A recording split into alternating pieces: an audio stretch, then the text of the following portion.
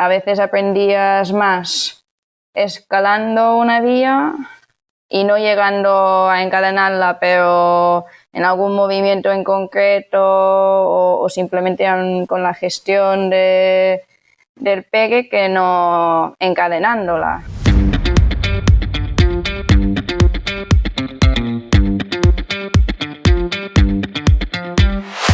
Bienvenido a Rock and Joy, donde disfrutas de la escalada más allá del deporte. Rock and Joy, tu podcast de escalada en el que hablamos de cómo mejorar en tu deporte favorito, para todos los amantes del mundo vertical. Todos los viernes desde primera hora, contigo Miguel Sancho.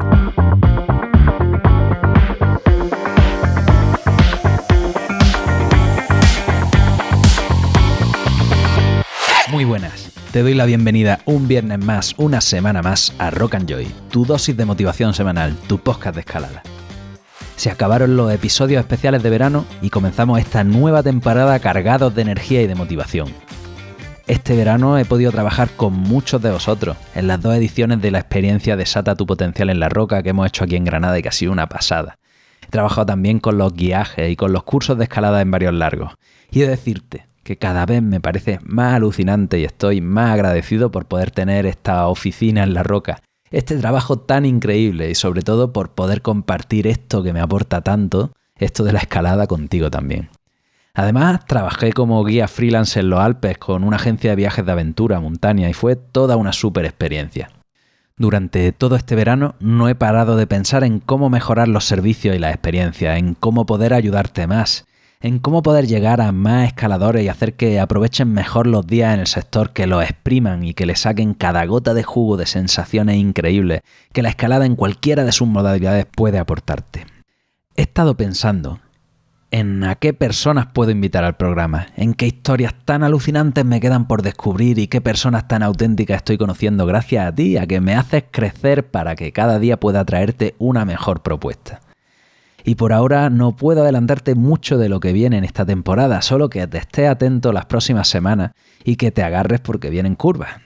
Hoy inauguramos septiembre con Prudence, una chica inglesa afincada en Siurana, cuya motivación y fanatismo, valga el palabra, le ha hecho diseñar una vida a su medida alrededor de la escalada. Y el afán de compartir esta motivación le llevó a contactar conmigo porque quería aprovechar el canal para poder compartir con la comunidad. Así que aquí la traigo, con su particular historia llena de aprendizaje y de pasión por la vertical. Antes de comenzar con la entrevista, quiero anunciarte que mi colaborador Climbskin tiene por fin una nueva web.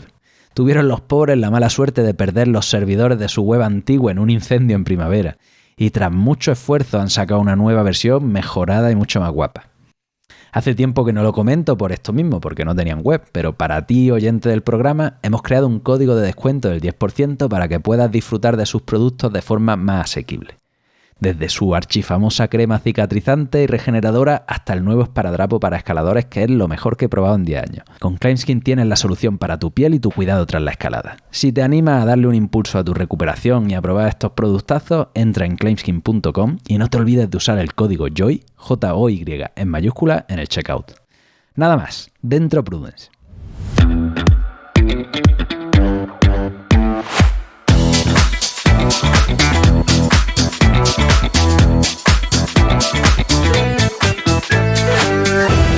Tengo la suerte y el placer de estar aquí sentado con Prudence Morgan Wood. Si me equivoco en la pronunciación, me corriges, por favor. Que es una escaladora y fisioterapeuta muy fanática, que tiene 27 años, ¿puede ser? 26 años y lleva más de 20 escalando. No está mal, ¿no? Podemos decir que una buena vida dedicada a la escalada y con muchos proyectos y mucho por delante todavía. Prudence me ha sugerido que quería hablar en el podcast, que quería comentar algunas cositas y compartir su conocimiento con la comunidad. Y aquí estamos. Así que bienvenida al programa. Bienvenida, Prudence. Gracias por tenerme. Pues vamos a empezar por el inicio de los tiempos. En lo que me has ido contando, pues resalta que empezaste a escalar desde muy, muy pequeñita y desde muy pronto como que lo tenías muy claro. ¿Cómo fue eso?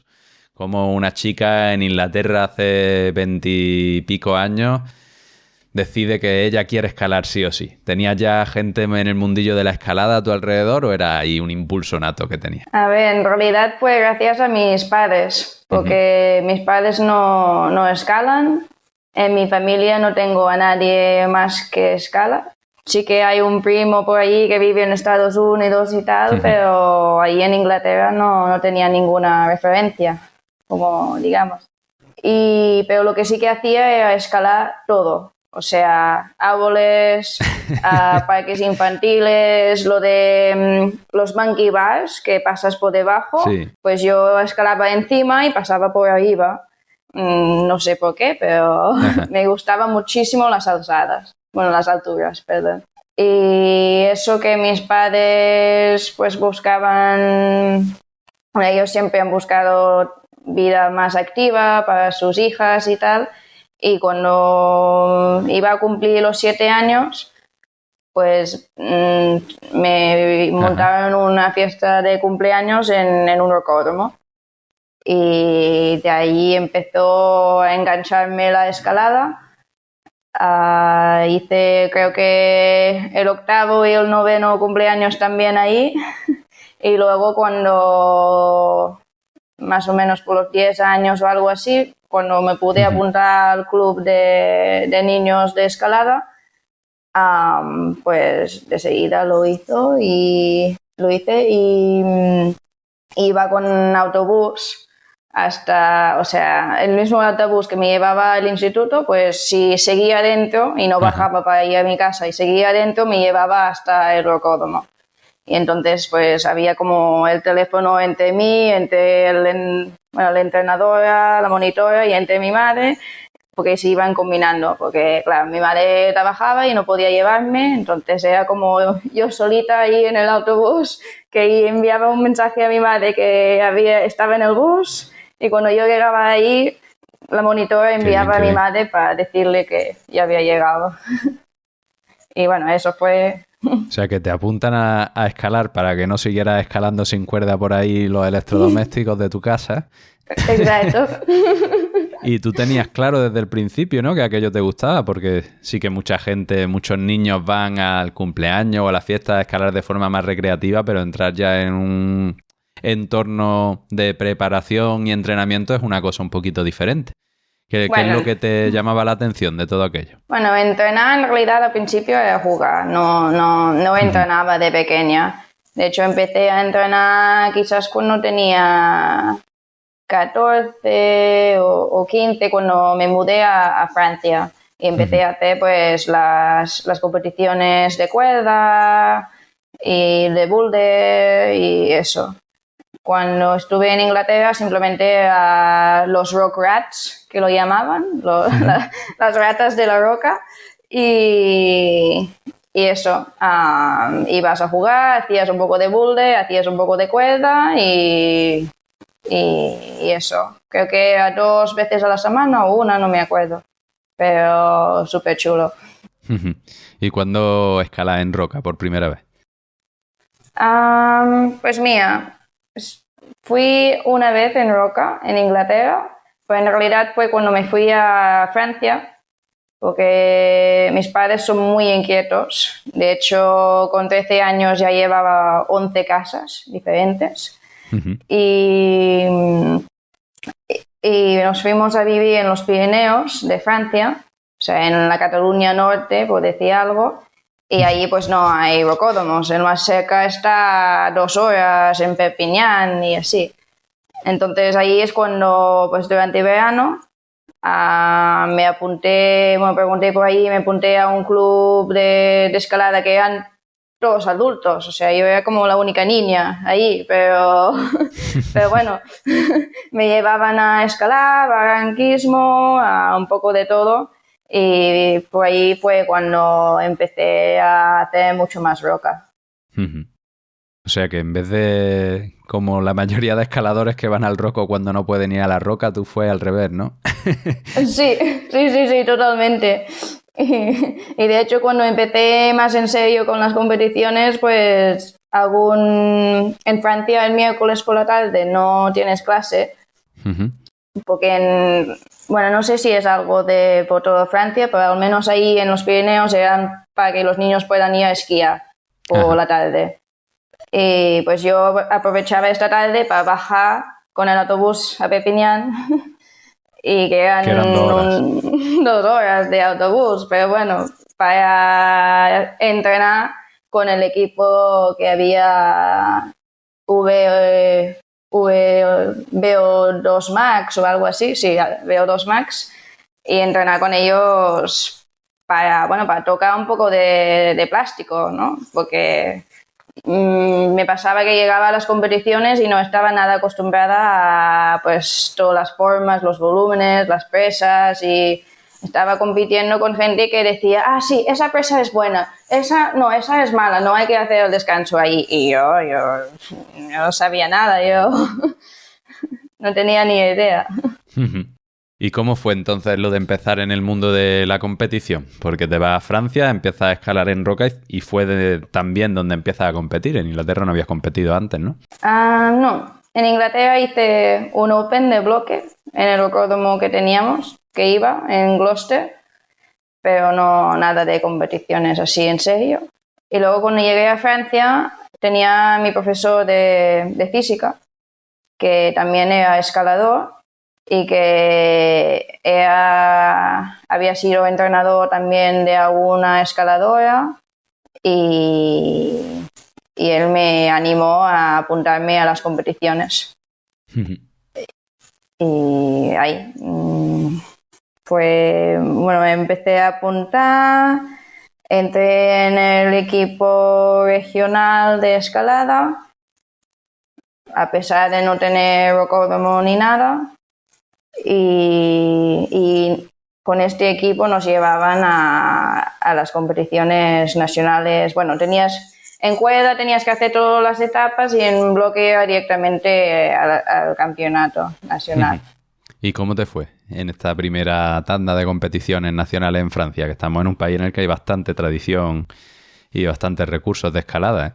Sí, no. A ver, pude llegar a los semifinales de Francia.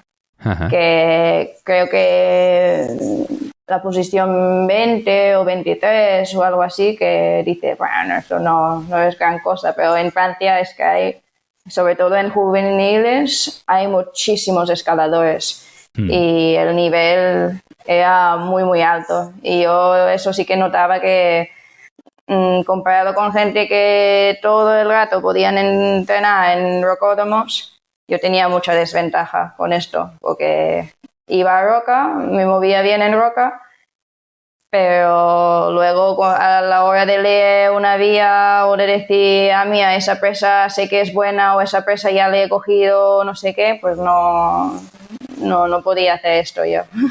Bueno, pero a pesar de todo es un muy buen puesto. ¿Qué crees que tenías tú que te hacía, a pesar de esas dificultades, conseguir ese rendimiento? La motivación, yo creo. El amor por el deporte y por el movimiento de la escalada. Y sí, la pura motivación. O sea, yo veía quizás los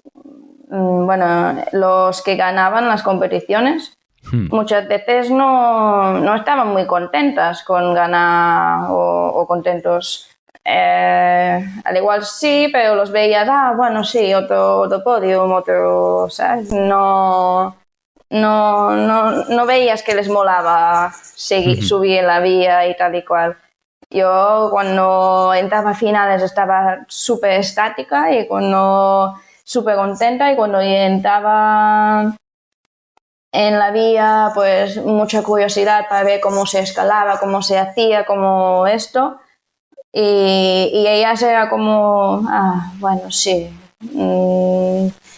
súper concentradas, muy cuadradas, muy, no sé, por eso que también dejé un poco las competiciones, porque encontraba que no había el mismo comunidad o el mismo compañerismo que hay luego en roca.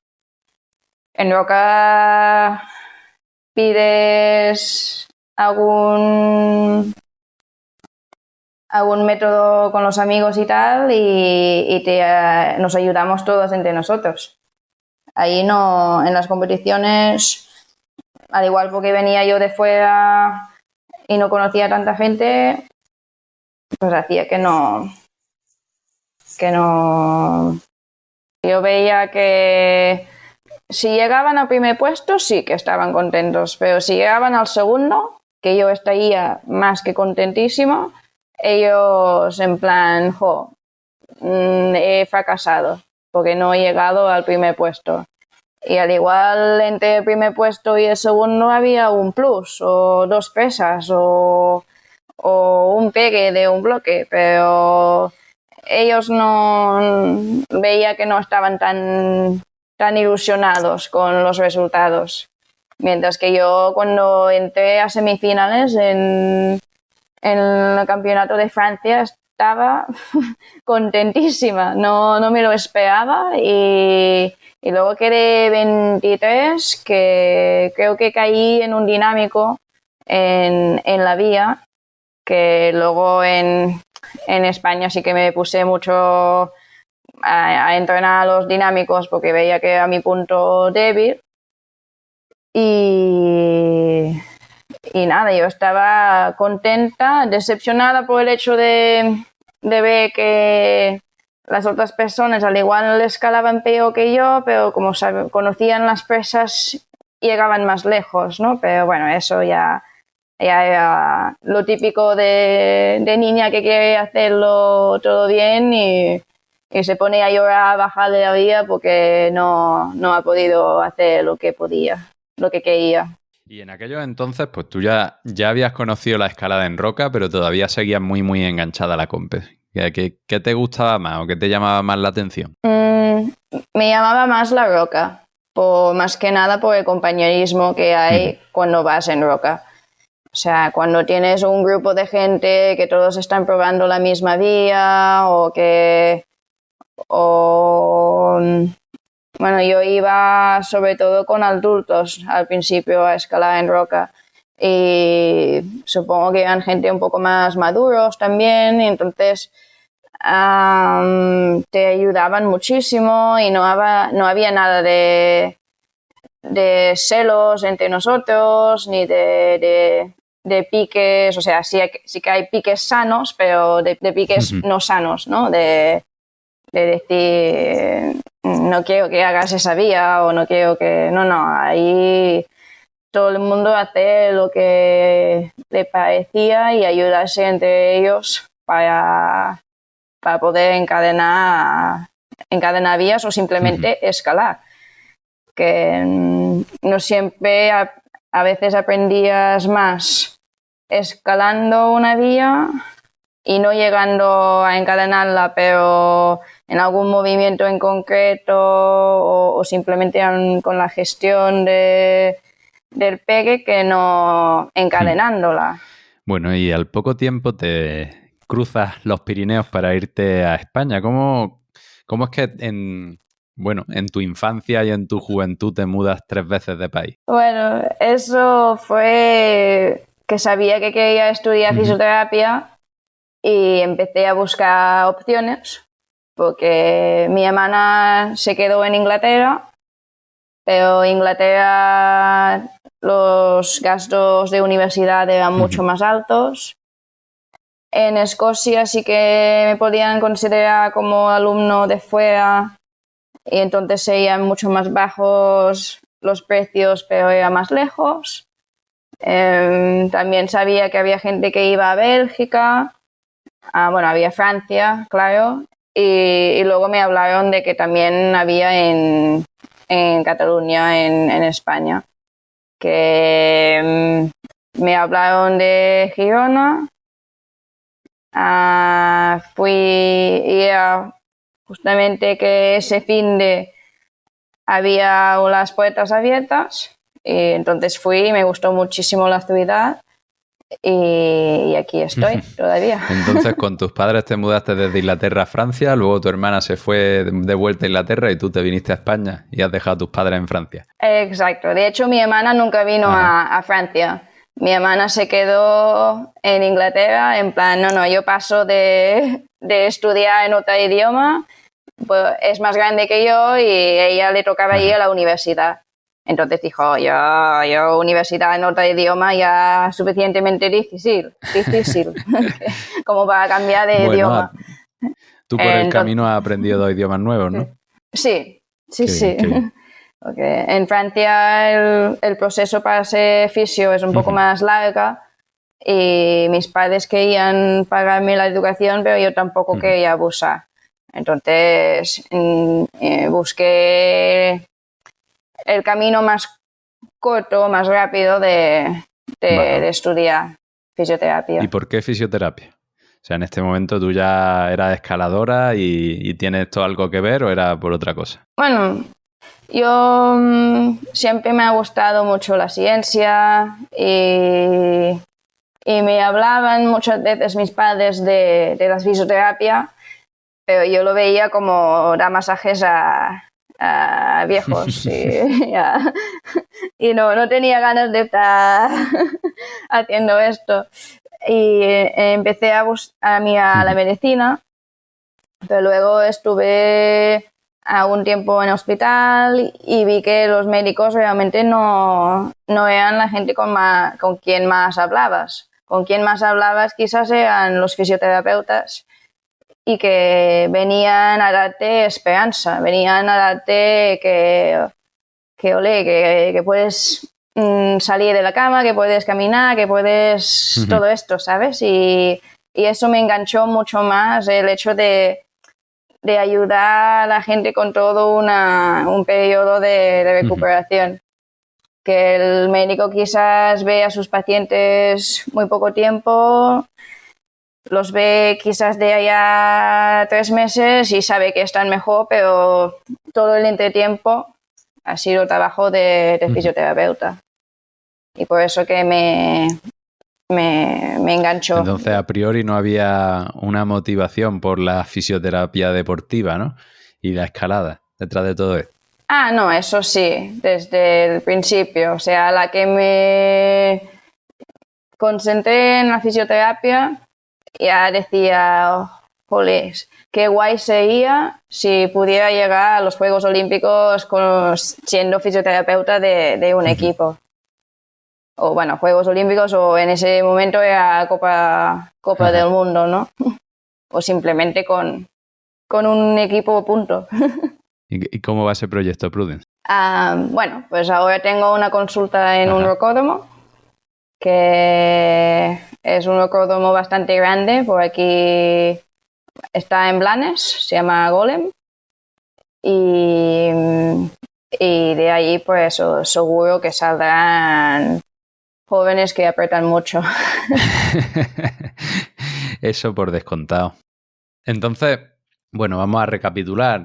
Tienes una infancia y una juventud un poquito peculiar, en tanto que conoces la escalada muy pronto, conoces la competición muy pronto, vas a Francia, vas a España, en España sigues compitiendo y te metes, bueno, te mudas a España por seguir con la fisioterapia.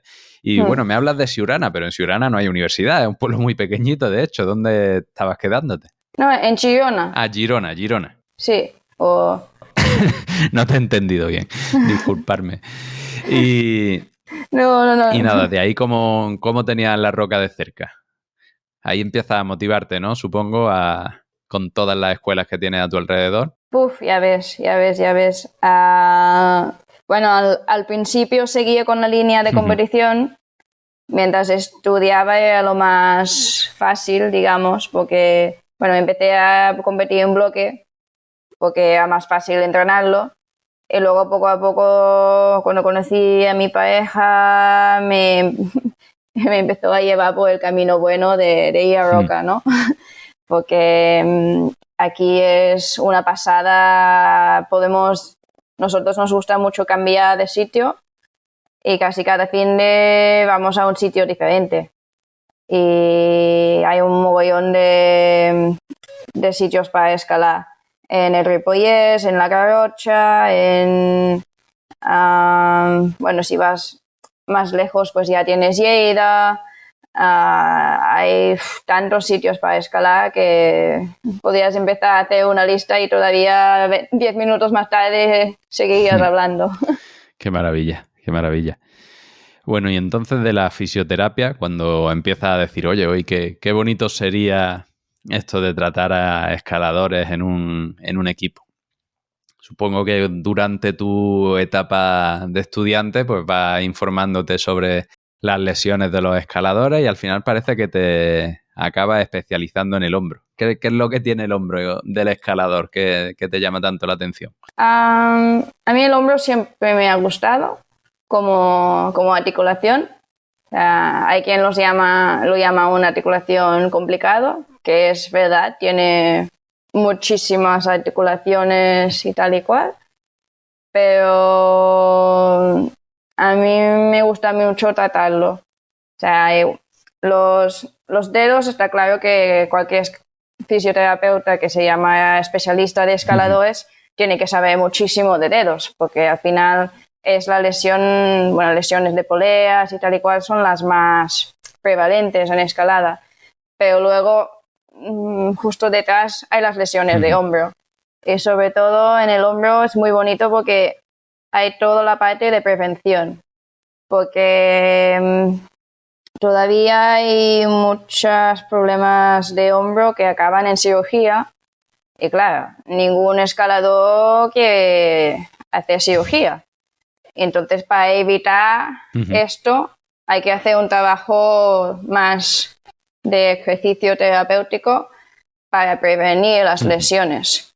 Y a mí siempre me ha gustado mucho la parte de prevención. Qué bien, Prudence. Bueno, yo en mi caso sí que he tenido muchas veces molestias en alguna parte del hombro. Incluso mi última lesión de escalada pues fue una tendinopatía después de mucha sobrecarga haciendo el TD2 en el hombro. Y bueno, en ningún caso he tenido que pasar por quirófano, ¿no? Eran lesiones de más tipo sobrecarga. Yo creo que es bastante prevalente también entre los escaladores. Al igual que te puede doler por sobrecarga un codo, el hombro está, está ahí siempre en la ecuación. Entonces me gustaría que nos hablara un poco de cuáles son las lesiones comunes, por qué suceden y qué podemos hacer para evitarlo. Eso es un tema amplio. Vale, sí, muy amplio, muy amplio. Pues claro, hay lo que son, pues lo que has dicho tú, las tendinopatías, de dolores de tendones y tal. La lesión más prevalente, según un autor que se llama Schloffel, es la lesión del labrum, que yo creo que tiene que ver mucho con la escalada más de volúmenes, de hombros, porque el labrum es una estructura que hace como ventosa en el hombro y que si hay muchísima presión o hay el movimiento del húmero sobre la escápula, se puede lesionar este Entonces labrum. hablamos de movimientos de empuje, porque tú me lo estás haciendo con mímica, pero no nos van a ver. Bueno, sí. Que hablo mucho con las manos y claro, es un podcast, ¿no? De oposición, ¿no? En los que hacemos un mantel o bien un movimiento de hombro hacia afuera, empujamos con el hombro hacia afuera y tenemos mucha presión de nuestro húmero frente a esa estructura cartilaginosa, ¿no? Sí. Y esto es lo que me refería más cuando decía lo de la cirugía, porque todavía hay una tendencia a pasar por quirófano con estas lesiones. Existen tratamientos conservadores, está claro, pero muchas veces casi salimos a cuenta hacer cirugía y una buena rehabilitación después. Que no intentar primero con el conservador y luego acabar en cirugía cuando ya está más crónica y tal y cual. Pero bueno, eso entonces, es otra cosa. Esta lesión de la que nos está hablando del labrum es el famoso SLAP. Sí, eso es SLAP, sí. Cuéntanos un poquito en qué consiste.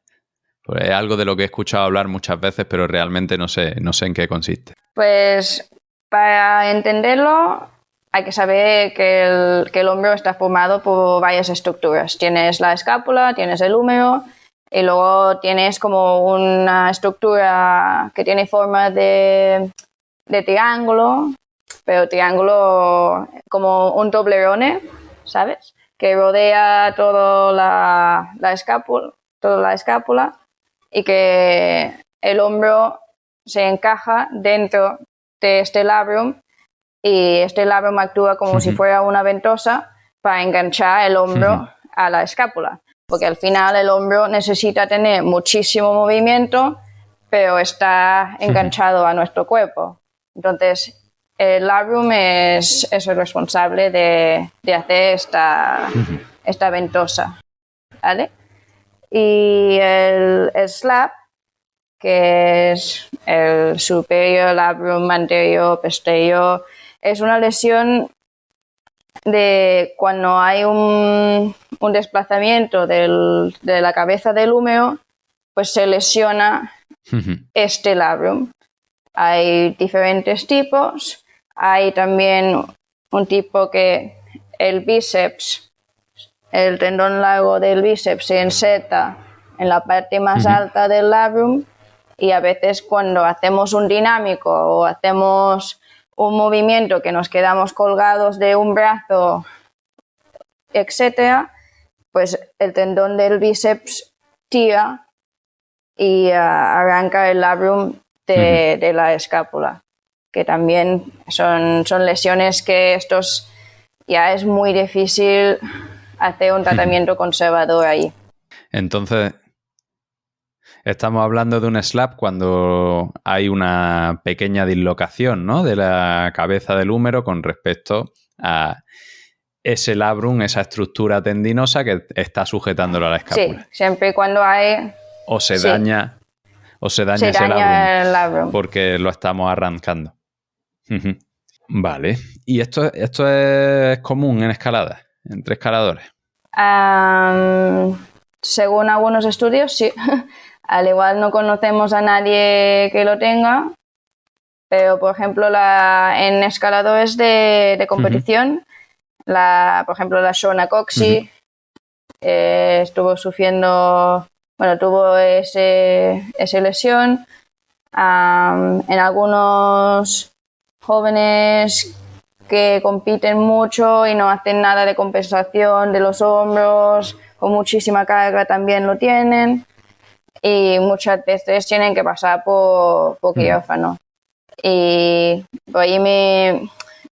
por eso que me interesó tanto estudiarlo en mi trabajo de fin de grado, porque veía que estas deportistas lo podían haber evitado haciendo ejercicios de prevención antes.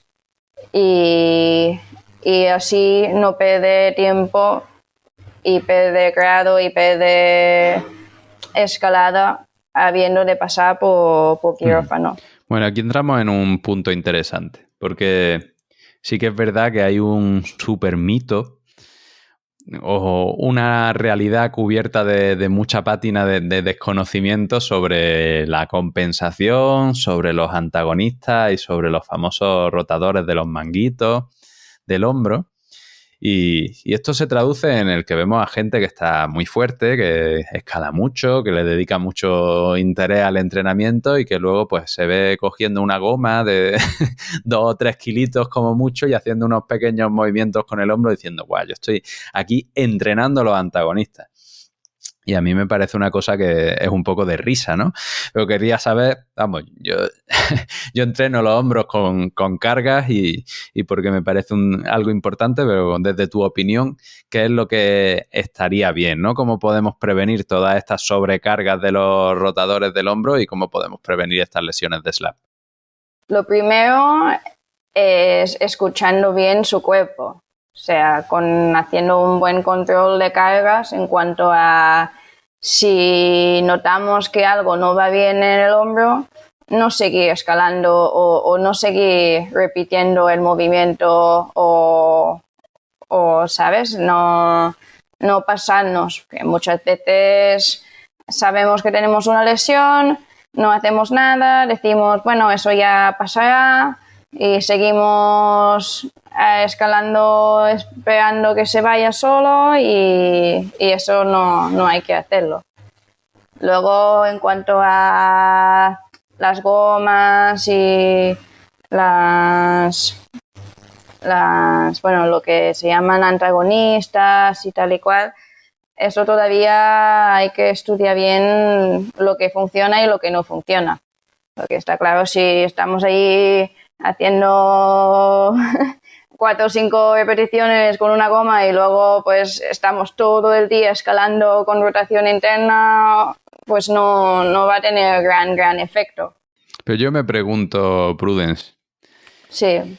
Pongamos por el caso, yo soy un escalador experimentado, entreno mucho, hago un grado decente, por ejemplo, estoy haciendo 8º grado y llevo un historial de entrenamiento curioso, ¿no? Y bueno, pues como buen escalador me he entrenado, soy capaz de levantar cierta cantidad de carga, pues ya sea en peso muerto, soy capaz de levantar, pongamos, 20 o 30 kilos con un press militar. O sea, que un tío que está bien entrenado y bien formado.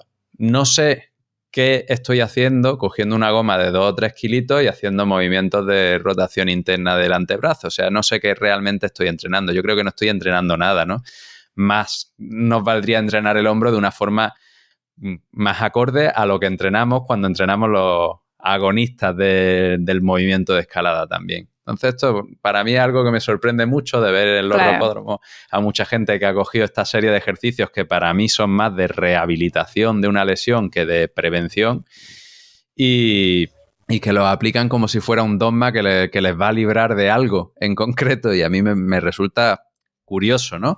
Pero quería saber qué opinión tienes como profesional de... Aquí entramos más bien en la línea fina que hay entre fisio y entre profesionales de CAFE, ¿no? Y también, bueno, hay readaptadores, como soy yo, bueno, hice un máster de readaptación que intentamos rellenar este hueco, porque, como bien dices, hay ejercicios que los usamos para la rehabilitación, que sería pues cuando ya empiezas con algunas gomitas o haces algunos isométricos, algunos concéntricos, algunos excéntricos, pero que son de muy baja carga.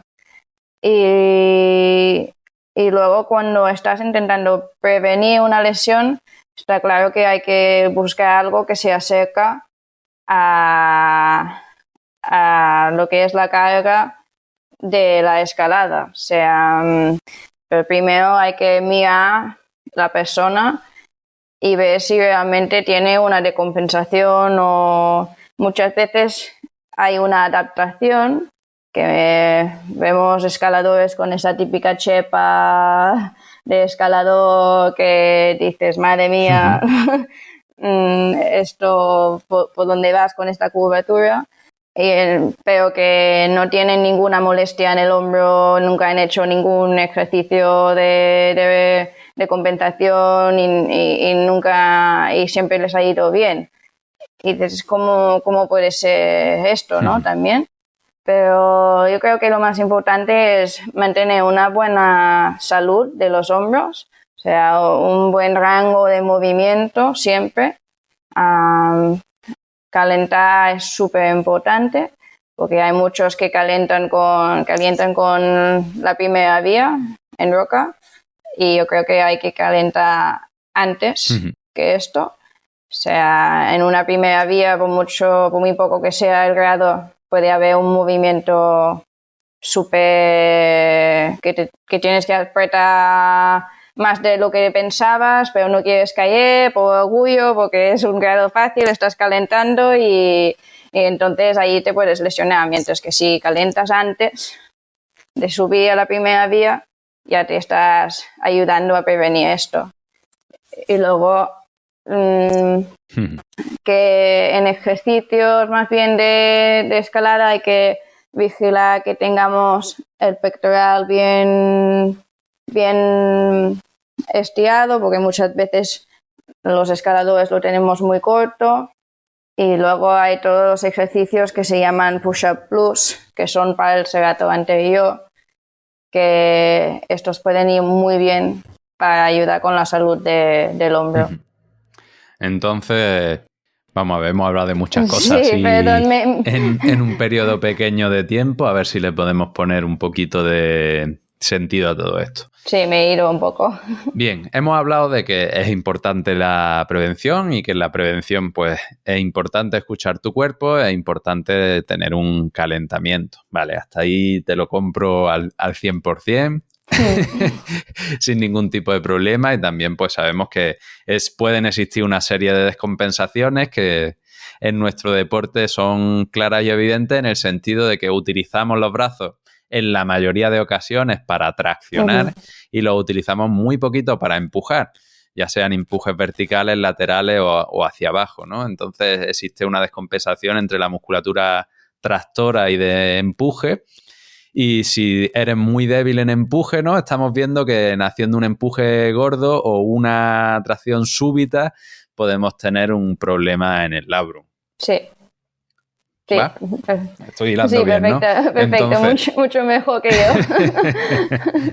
Entonces, ¿qué nos pasa? Pues que sabemos esto y tenemos nuestros dogmas y mitos de rocódromo que nos dicen que para evitar estas descompensaciones, pues cojamos la gomita más chica que hay y hagamos una serie de ejercicios de chichinabo para los manguitos rotadores. Entonces, yo a donde quería llegar es decir, oye, ¿no tendría más sentido acercarnos a la carga de trabajo de la escalada o incluso sobrepasarla y ponernos fuertes en empuje?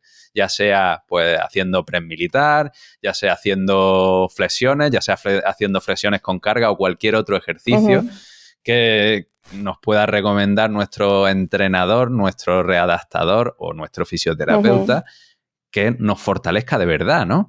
No hagamos ejercicios tipo rehabilitación de lesión cuando estamos totalmente funcionales y lo que queremos es hacer una prevención. Sí, claro, totalmente. O sea, esto se tendría que ver más cooperación entre fisios y entrenadores para encontrar los mejores ejercicios para poner los hombros fuertes, digamos.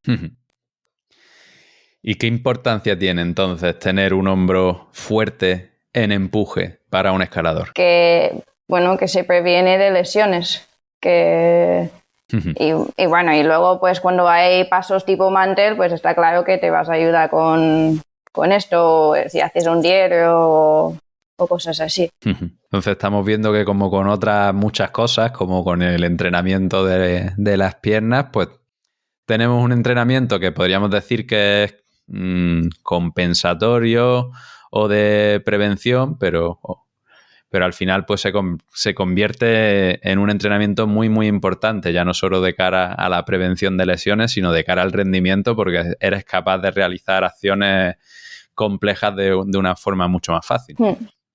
Sí. Bueno, Pruden, pues nada, no sé si tienes que comentarnos algo más sobre los hombros. Yo me gustaría que le sacaran más chicha, si puedes. Sobre todo es esto, es mantener una buena salud del hombro en cuanto a comparándolo con los dos lados. Pues, si llegas a X rotación externa con un hombro, pero solo llegas a X con el otro, pues intentar trabajar esto y que no haya un lado descompensado comparado con el otro. Y luego, pues, que haya que tenga todo su rango de movilidad, porque hay estudios que demuestran que simplemente haciendo estiramientos o haciendo que el hombro tenga más rango de movilidad, podemos aumentar la fuerza sin entrenar fuerza. ¿Sabes lo que quiero decir? Porque el ángulo sea más eficiente. Y esto creo que es súper importante, porque muchas veces ves gente entrenando press bank o entrenando mucho aquí delante o con mucho peso y tal y cual, pero luego tienen la típica chepa de escalador que dices, ostras, si tú pudieras trabajar esto, abrir un poco los torácicos, abrir lo que es el ángulo del hombro, ya ganarías la fuerza que estás buscando cuando haces X repeticiones con un montón de kilos. Vale. Entonces ahí quería llevar con esta típica chepa de escalador que bueno, por suerte ya no es tan típica, pero sí que se ve.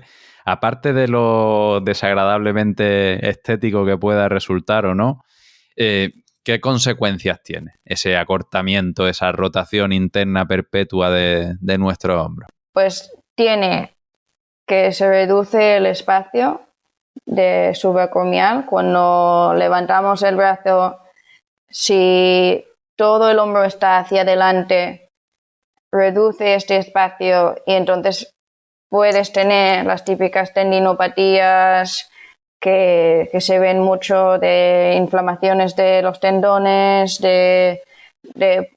porque claro, si el tendón tiene poco espacio si se comprime este espacio, pues el tendón lo que va a hacer es va a inflamarse.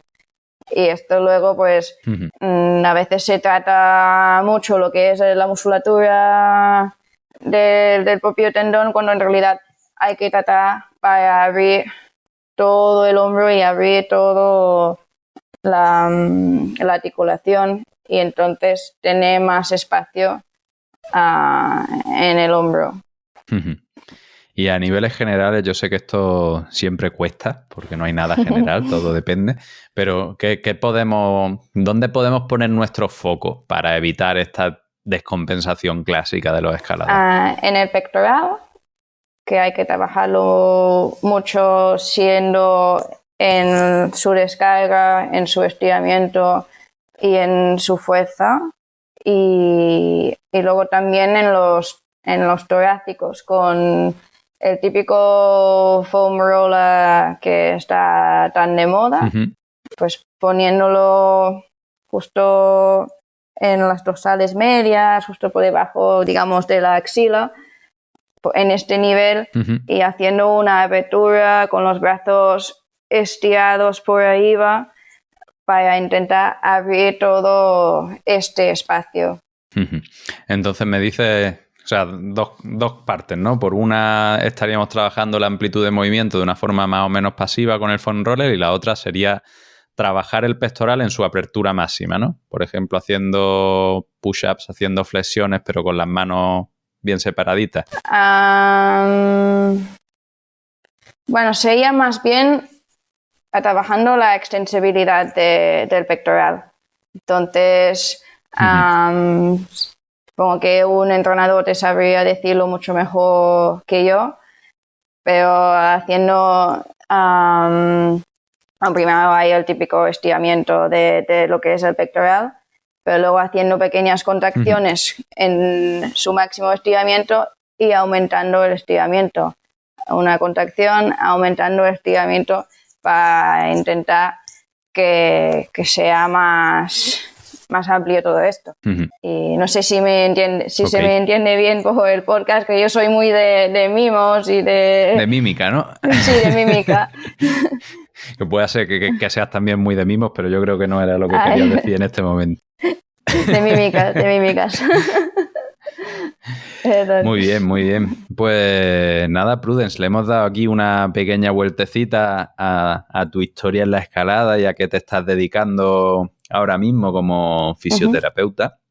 Y me decías que querías también hablar sobre, bueno, tu visión de la escalada, problemas medioambientales, cómo se está llevando ahora mismo la escalada en roca, que esto es algo que está ahora mismo en boca de todos. Evidentemente hay una popularización del deporte que en sí no es ni positiva ni negativa. Hombre, yo creo que puede ser muy positiva, pero que tiene también aspectos complicados de gestionar, ¿no? Como la masificación de sectores y como que hay pues una pequeña, quiero pensar, parte de esta población que va a los sectores de escalada que no tiene mucha educación medioambiental, y esto trae problemas consigo. ¿Qué es lo que querías comentarnos sobre cómo ves la escalada ahora mismo y sobre el futuro de la misma? Pues yo quiero que la gente tenga, lo que dices tú, mucha más educación cuando vayan a roca.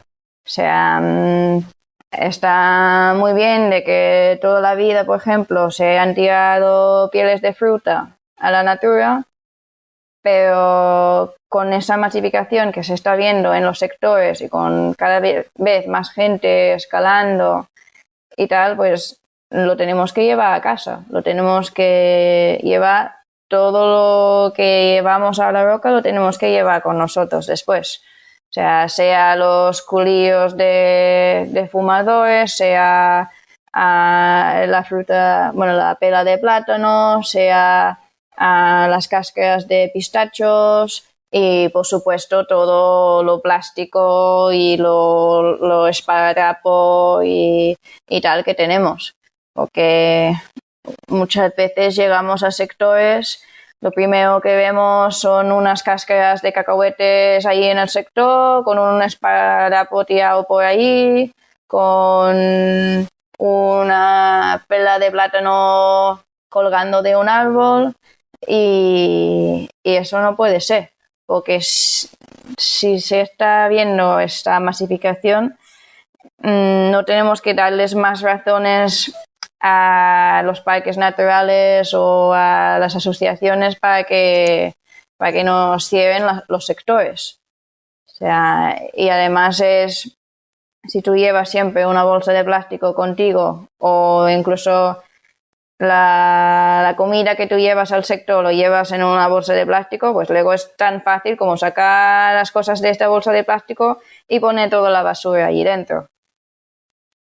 Y bueno, es una cosa que yo intento educar un poco a la gente sobre esto porque muchos no se dan cuenta de que una pela de plátano tarda 2 años en desgradarse, que la pela de naranja también tarda muchísimo. Lo que hay en medio de una poma, al igual esto sí que se lo comen los animales, pero una pela de plátano Y una manzana. una pela de naranja no se lo comen. Sí, vamos a decir cáscara. Así nos entenderán mejor, pero vamos, yo creo que se entiende. Vale, Prudente, lo suscribo al 100% y más si pudiera ser. Para mí es algo tan obvio. Bueno, pues como que los ríos llevan agua y el viento suena y los coches hacen ruido, ¿no? O sea, tenemos que llevarnos nuestros residuos de vuelta, sean del tipo que sean, e incluso aspirar a dejar el sitio mejor de lo que estaba. Para mí eso es la norma y bueno, es lo que debería de ser. No creo que haya mucha discusión en estos sentidos, simplemente, bueno, es cuestión de coger el hábito. Sí que quizá creo que los escaladores en general son una población bastante concienciada, pero sí que hay pequeños detallitos que se nos pueden pasar por alto, pues como este esparadrapo, como el que estamos pisando un medio natural y por el hecho de que nosotros pasemos por diferentes tipos de senderos o cojamos atajos para ir a los sectores, pues estamos degradando el medio natural, estamos en el pie de vía y estamos pisando la fauna que hubiera allí y la flora que hubiera allí, no la fauna, y desaparece, ¿no?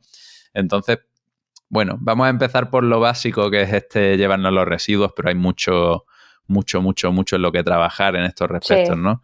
Cuanto al tema de los perretes también, que yo soy súper amante de los perretes, pero creo que en los sectores de escalada estaría bien que estuvieran atados. No pasa nada, porque tu perro te acompaña y se pegue su paseo antes y después de ir al sector y en el sector esté atado. Ya no solo por la molestia que pueda causar al resto de escaladores y de perretes que estén en el sector, sino por esa degradación del medio en la que estamos concentrados, ¿no? Masificados en ese pie de vía que no deja de ser un hábitat natural. Sí. Y bueno, pues para ya darle un cierre a toda esta pequeña arenga que bueno, a mí me parece tan obvia, pero creo que es interesante recalcar de vez en cuando, pues estaría bien también hablar del cepillado de las clecas, de los cantos sí. Y de las vías. Que, joder, este verano para mí está siendo interesante en ese respecto, ¿no? Cada vez hay más masificación. En Granada, que es un sitio donde no había mucha masificación, pues ahora está viendo más gente y hace poco he viajado a Tenerife también y, wow, me estoy encontrando una cantidad de clecas y de magnesio en sitios donde antes no lo había que me sorprende mucho, ¿no? Yo los cepillos y intento decirle a los escaladores que estén a mi lado que cojan ese hábito también y esto es una cuestión también de lógica. Esto ya no es solo por una cuestión medioambiental de que nos puedan decir más o menos, ¿no? Por parte de las agentes de medio ambiente o de las restricciones. Estamos hablando de sitios en los que se escala y que teóricamente no hay ningún problema y puedes tener un comportamiento ejemplar. el hecho de que se deje magnesio en abundancia en todos los sitios, aparte de que te quita el placer de poder escalar a vista si lo quisieras, degrada la roca. Porque estás tapando ese poro tapado junto con tu sudor de tu mano crea una pastita y al final lo que provoca es que se sobe ese canto, ¿no? Como lo decimos nosotros y bueno, pues no tiene más misterio que das un pegue, pues a la bajada cepillas un poquito, si no te hace falta todos los cantos, pero en los que has dejado un buen depósito de magnesio y si lo hacemos todos, nos durará mucho más ese placer de poder escalar en una roca con textura. Sí, totalmente. En fin, no sé si quieres aportar algo más en esta línea o lo dejamos por aquí. No, estoy totalmente de acuerdo con lo de las clecas. A mí me gusta muchísimo escalar a vista y cuando hay una vía lleno de clecas ya no disfrutas tanto la vista porque al igual hay una presa escondida que al igual no lo hubieras encontrado y hubieras tenido que ir recto o lo hubieras acabado encontrando pero ya estarías más apretado y hubieras tenido que luchar más la vista, que si hay un clecarón ahí enorme que te dice aquí están los cantos. Es que aquí es que creo que las clecas se acercan un poco a la gente que está quizás más acostumbrado a escalar en rocódromo, que ven todas las pesas y entonces, vale, cuando hacen el primer pegue los clecan todas y luego hacen el segundo y escalan. Si quieren hacer esto, lo pueden hacer, pero que lo limpien después. O sea, al final la escalada es un deporte que cada uno hace lo que quiere hacer. Es como gente que solo escala en proyectos y gente que prefiere escalar a vista. No hay una cosa mejor que la otra, simplemente son diferentes formas de ver el deporte o de disfrutar del deporte.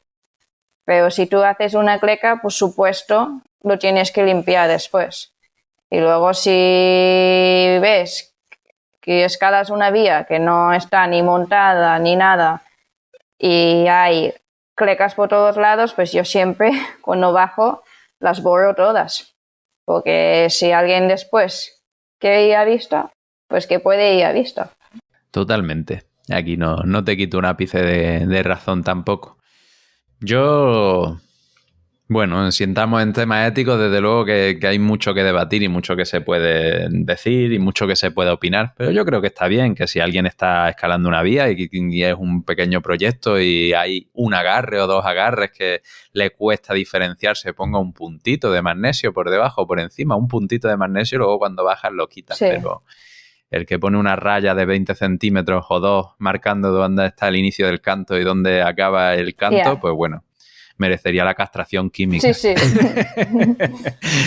Es una broma, pero eso desde luego está fuera de la ética de lo que es la escalada en roca y daña la vista y te quita todo el placer de poder decir me meto en una vía y la disfruto como la disfrutó el primero que la hizo.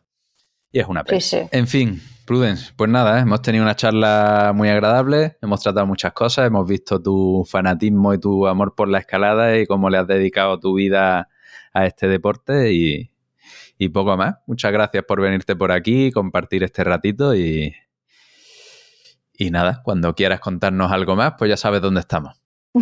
Muchísimas gracias por tenerme. Esto es todo esta semana. Quiero acabar el episodio dándote las gracias por estar ahí cada viernes pendiente del episodio que he preparado con el mayor de los mimos, por confiar en mí para mejorar tu escalada con los entrenamientos, experiencias, por contarme tu opinión y escribirme correos que son para alucinar. Y gracias también a Climbskin por el apoyo desde hace casi ya un añito. Recuerda que tienen la web ya funcionando y con el código JOY en mayúsculas listo para ti. Un abrazo enorme y nos vemos en la roca. ¿Te ha gustado este episodio? Este podcast forma parte de un proyecto más grande, rockandjoy.com, un portal en el que encontrarás artículos, guías, servicios de coaching de escalada y pronto mucho más contenido. Puedes apoyar al podcast entrando en la web o de forma directa con rockandjoy.com/estudio. Entra y por lo que te cuesta una tapa puedes darme cuerda para que siga trayéndote este contenido. Por último, ya lo sabes, escala, explora, disfruta, atrévete, diviértete y no la pierdas. No pierdas la mentalidad del principiante.